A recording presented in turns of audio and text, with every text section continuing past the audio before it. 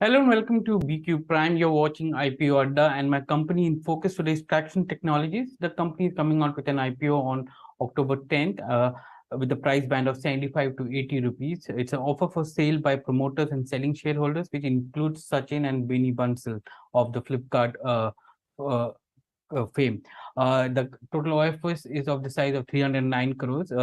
And at the upper end of the price band, the company is valued at little over 800 crores. And joining me is Neha Singh, who is the chairperson of the company, and Abhishek Goyal, who is the vice chairman of the company. Neha and Abhishek, thank you very much for joining us on BQ Prime.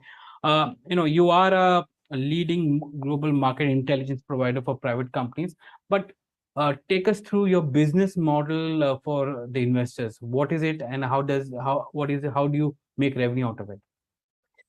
Sure. So hi, I'm Neha, one of the co-founders, and the essential Traction is essentially a private market intelligence platform. Quick background about us: both of us were earlier private market investors. So I used to work at Sequoia Capital, and Abhishek used to work at Accel Partners. And this is a problem that sort of we had faced ourselves. Like if you look at the public markets, you have the luxury of a lot of platforms, but nothing sort of existed in the private markets. So we started off Traction a decade back, and we really wished like a platform like this existed when we were investors. So essentially, it's a SaaS-based platform with subscription revenues, right? And our customer segments include private market investors, which includes your venture capital funds, private equity funds, and also the corporates. We work with large Fortune 500 corporations. We work with their corporate development teams, their innovation teams. Okay, so Abhishek,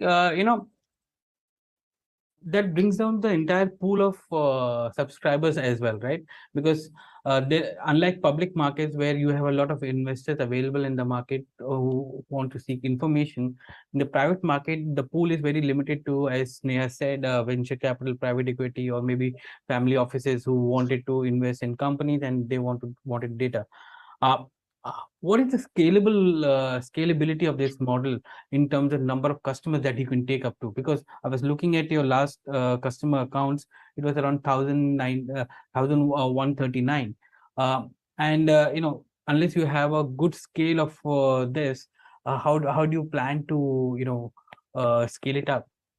Correct. No, I think so, in last 20 years, we have seen good explosion of interest in startups and investment in private companies.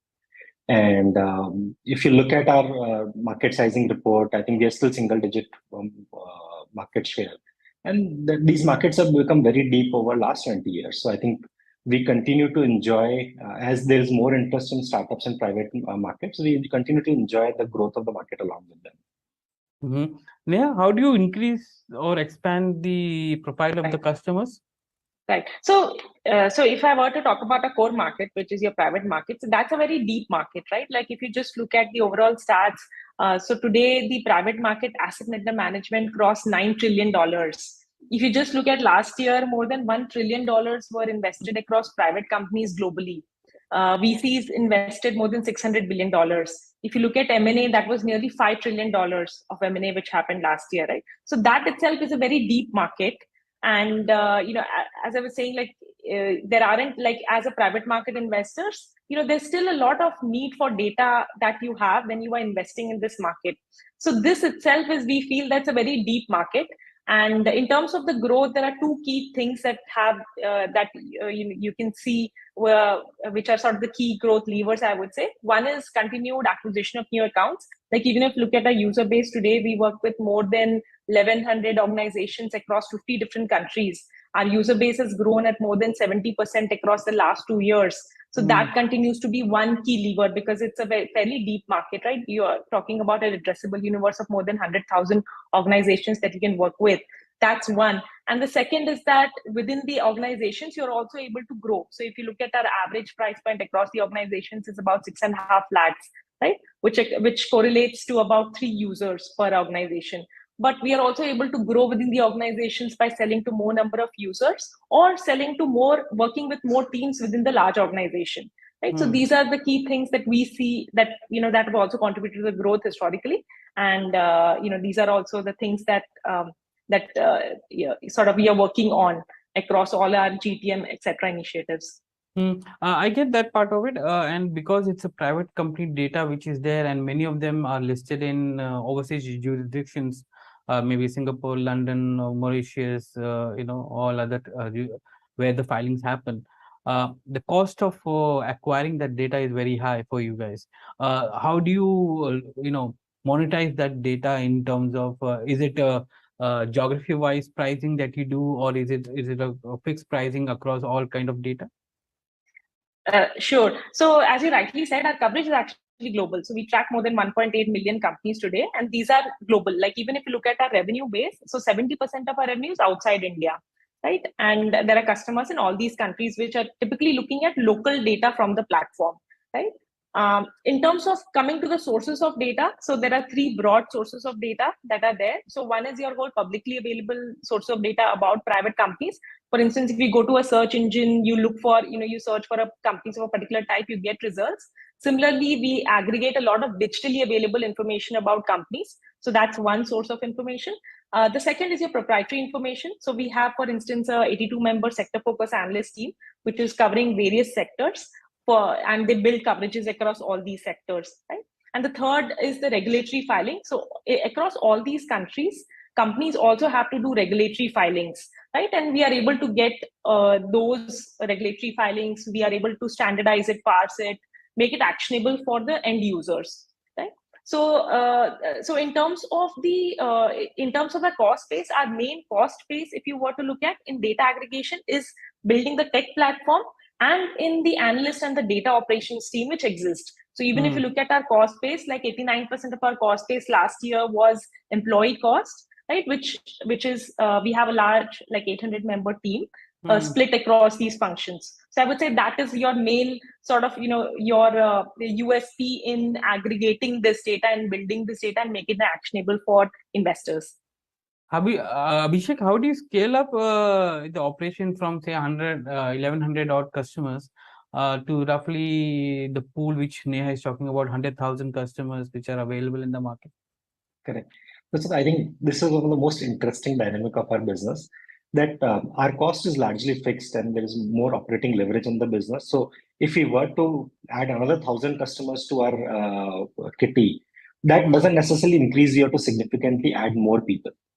So we have a very marginal increase in cost as we increase more people. So I think you will see a lot of margin expansion happening because of that over time. And this is like very software-ish like margins in some ways. So I think that is one of the most interesting part. I think most of the cost is related to data production, which you've already built out, platform costs, which are already quite sort of fully built out. So we don't have to necessarily double the team if the number of customers double. So taking through that point which you raised, that it's going to be something like a software-driven margins, and we see software-driven margins, EBIT margins roughly between 19 to 23% for the top tiers. Currently, I think in Q1 you made EBIT margin of 1%. How do you scale up from 1% to say 19%, and what is the timeline for that? Sure. So just to add, while we cannot, not giving a forward-looking statement, but if you look at historically, our trajectory has been sort of fairly linear in that sense. For instance, across the last 3 years, our revenue has actually increased at a faster pace from the expense across all these 3 years. If you look at last 3 years, our revenue has increased at a CAGR of 30%, while the cost has increased at only 4%. Right? And that is why if you look at the PAT margin, so the margin has sort of expanded across these 3 years. It is expanded from minus 36% to near break even last year to positive in Q1. Right, so that trend has been fairly linear because of the fact that there is operating leverage in the business. The more the data that you produce, that is, for instance, if I have data for India. And if it's relevant for our customers, then it is relevant also for a lot of other customers, right? So that is one interesting aspect, on our business. In Q1 you made a marginal profit compared to the last few years where you've been making losses. My question is that is this a continuous growth phase which is now coming in terms of positive cash flows from operations and profitability at not only at EBITDA but at the net level going forward, or to ask you bluntly, is it the belt tightening that happened before the IPO? Right. So if you look at, so not just this one, but if you look at our, like last 3 years, the trend has been fairly linear. So one is on the revenue side, you can see, that has been fairly linear because even if you look at our initial in history of the company, for the first 5-6 years, we invested a lot in technology, data production, right? Like even if you look at sense of our team, a large part is actually in building that technology platform, building the data production. And that is why we had also raised money from VCs as well as angels to be able to, finance this bit of growth, right? So that is, once you have the data, then you can actually, expand your sales and marketing and then focus on that, right? So if you look at last 12 months, we have increased the team size by 150 people. Majority have been in the sales and marketing functions, right? So that is one aspect which is very typical to the data business, which you can also see in our business. Secondly, on the point of, so one is, your margin expansion, which has happened.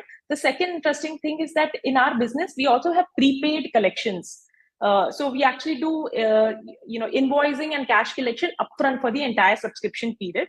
That is why if you look at our contract price or which correlates to our invoice value, that runs ahead of our accrued revenue across all the years. So last year, for instance, that we did 70 crores of contract sort of revenue, which is there. And that is why the cash requirement of the business has actually been decreasing. So year before that, it was just 6 crores. Last year, it was positive 55 lakh. That is expanded to 1.6 crores of net operating cash flow, which got generated from the business in Q1. So all these have been sort of fairly linear trend in that sense. So what is the kind of contract value that you're sitting on as we speak at the end of June? So we have deferred revenue. And how do you recognize that revenue? Is it through the period of the licensing you recognize it, or how is it actually? Yes, exactly. So typically, if I were to sign a customer for a period of 12 months, and in this quarter it's only 3 months, then I only recognize in P&L these 3 months, and the remaining revenue gets added as deferred revenue, for which I have typically invoiced or collected cash. Right. So so deferred revenue at the end of quarter was about 26 crores. Okay. So 26 crores is the deferred revenue for over the next 9 months, basically for you. Okay. Yes. And it's annual contracts, right? If I'm not wrong. So 60% of our revenue is through annual contract, remaining is quarterly. And that is based on the preference of the customers. We don't push one by the other or the other. Typically, a lot of customers have annual billing, they prefer annual billing, so they go for that. A lot of the venture funds, for instance, they would prefer quarterly billing. Abhishek, can you take us through your revenue breakup? Because while your revenues from core is around 18 crores in Q1, there are other income and there's other gains which are coming in, right?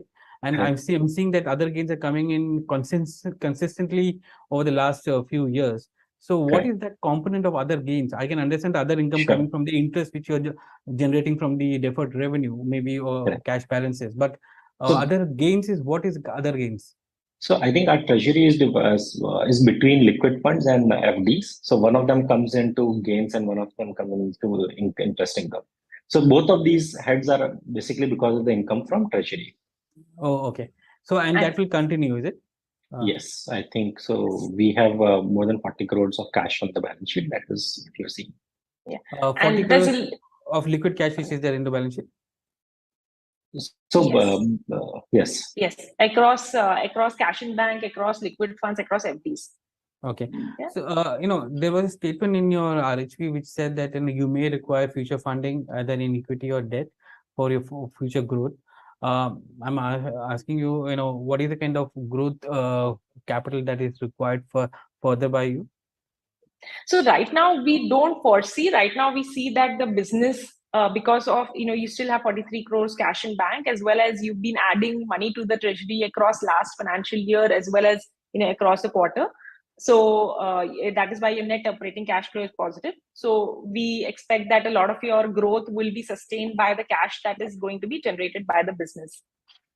So my first question, when I saw your prospectus was that there is a potential which you're saying that of growing your EBITDA margins, and you are looking at eventually going towards like a software kind of margin, which is 19% odd, which will be over a period of time.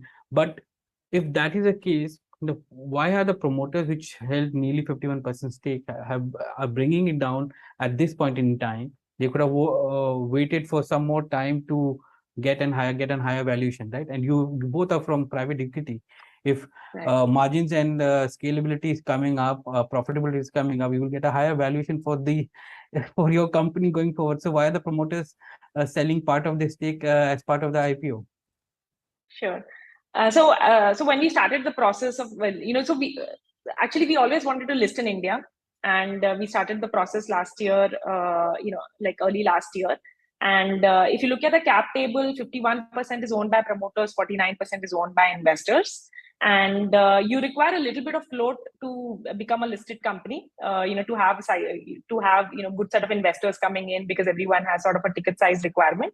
And investors are selling 23%, but they'll continue to own 26% even post IPO. So as promoters, we've contributed, partly to this OFS, but we continue to be a very large shareholders, holding more than 35% stake even after IPO. And obviously, we want to build this company over the next 40 years.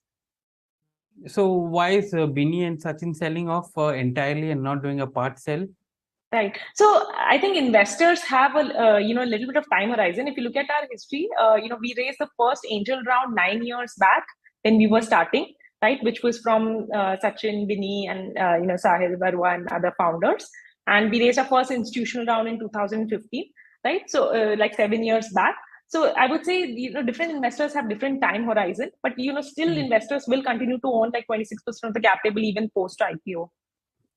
So I just want to add, so even if Sachin and Bini are exiting, you're saying Mr. Ratan Tata, who is one of the early investors, is still staying on as investor in your company, right?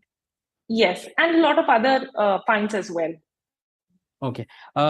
There is also one thing which I just wanted to check with you is that expansion within this space, right?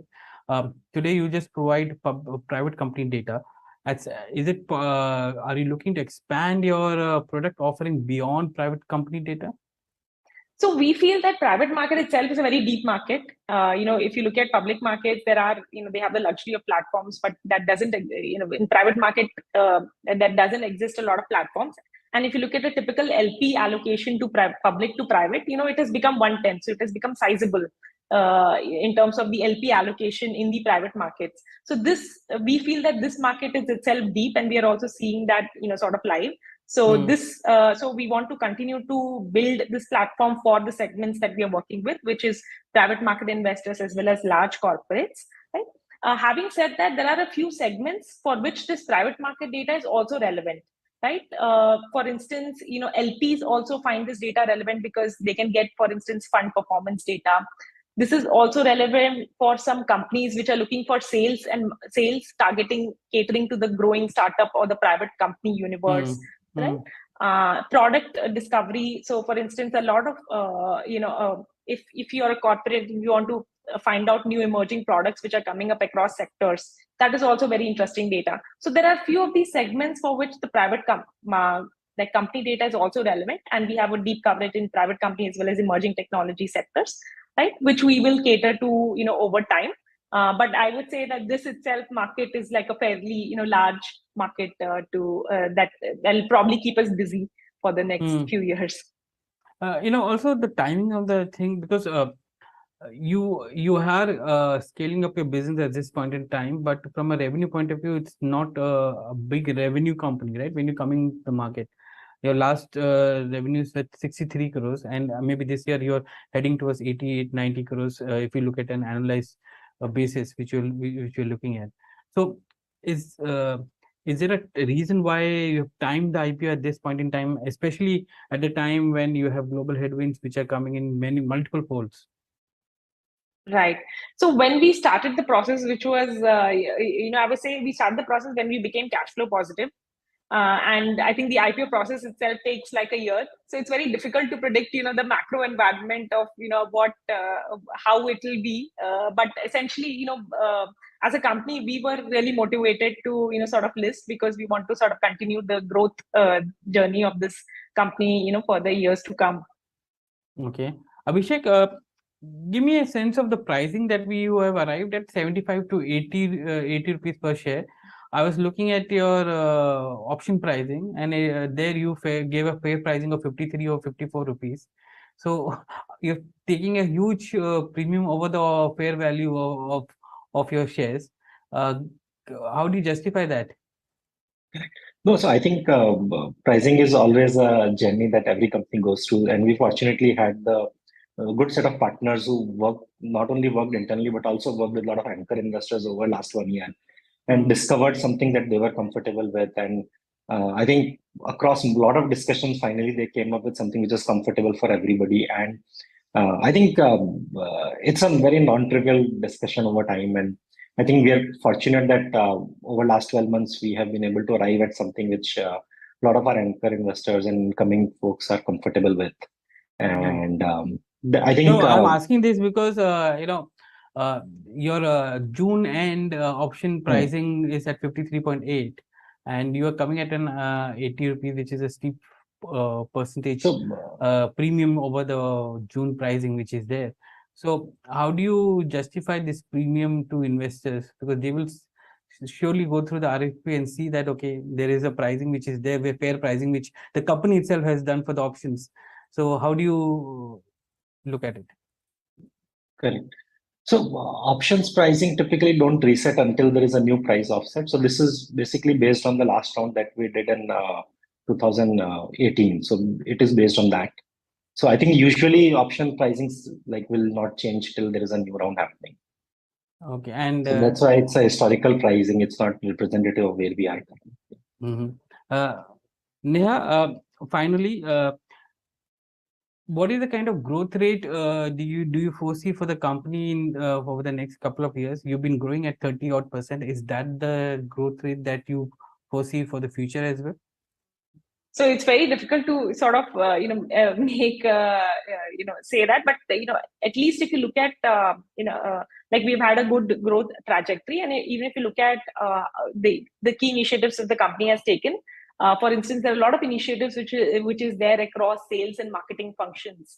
And we have a very interesting sales and marketing in a sense that, we do a lot of content-based marketing, so we don't have to do a lot of paid marketing. We are able to acquire customers, across different countries. Our sales team is also very uniquely positioned that, though they sell to customers globally, they are all actually based out of India, and they work across all the time zones, and they close customers over Zoom calls like these. Right? And we also have a customer success team which works with the customer for expansion of the accounts. So there are a lot of initiatives which is being done across all these functions to actually leverage on all the tech and the data that is already built, for across countries, for across sectors over the last few years that we've built. What do you have to say, because you're a data provider to many? And we have seen increasingly that regulators are now looking at data democratization, right. Whether in equity or through debt, or because whatever data, the argument is that if the data is being produced because of a regulation, why should it be charged for? So what is your view on that? Right. No, that's a very good question. In fact, we also like the fact that there should be more and more data available about companies. Because if you look at the personal side, people are going more towards privacy. But if you're looking at company side, even the government's initiative is going more towards transparency, because it also increases the investment in the whole ecosystem. So we also would like to have sort of more sets of data that becomes, available about companies over time. Even if you look at something similar in the public markets, a lot of this data is actually available. A lot of the filings which is there in a very structured manner, which is there, but you still have platforms which have become large in this space because investors require it to be in a very sort of a processed manner that they can take business critical decisions. So I think just making it actionable, making it enterprise grade, making it based on what the investors as well as large corporate needs. That is one of the key USPs in this business, I would say. Neha and Abhishek, it's a pleasure talking to you today. The Tracxn Technologies IPO opens on October 10th and closes on 12th of October. Price between 75 to 80 rupees per share.